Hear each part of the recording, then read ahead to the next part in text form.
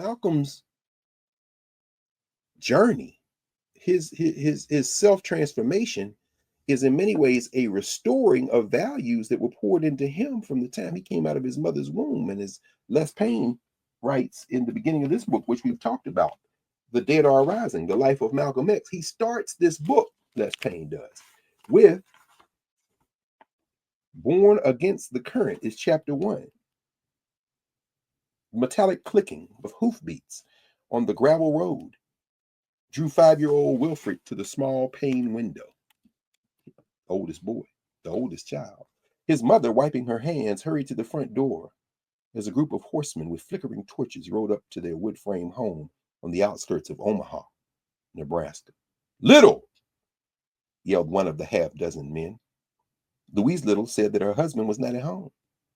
And with the tree leaves rustling in the evening breeze, the horsemen steadied their mounts in the front yard and declared that they were the knights of the Ku Klux Klan. Get that nigger out of here now, one of the strangers shouted.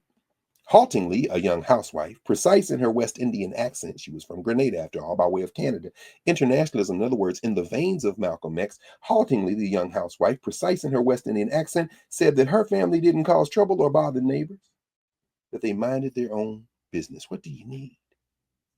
The excitement of the horses died down for young Wilfred as his mother folded her arms. Seen against the flickering kerosene light, she was a sight that, at least temporarily, might have given the white vigilantes pause.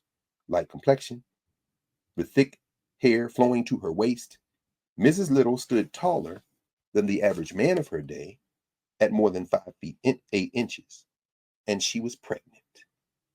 She was big, Wilfred said years later. She was expecting at any time. They started arguing. She drives them off the porch. They start breaking windows, threatening to set fire to the place, but they ultimately ride off.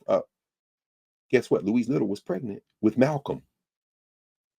Malcolm X came into this world confronting white supremacy because his mother confronted white supremacy quite literally on the steps of her house, in the front door of her house, confronted with the Klan in Omaha, Nebraska. On the 19th of May, we mark the 100th anniversary of the birth of Malcolm X.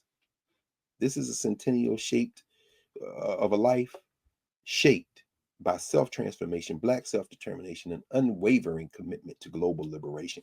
His words, his actions continue to challenge systems rooted in white supremacy.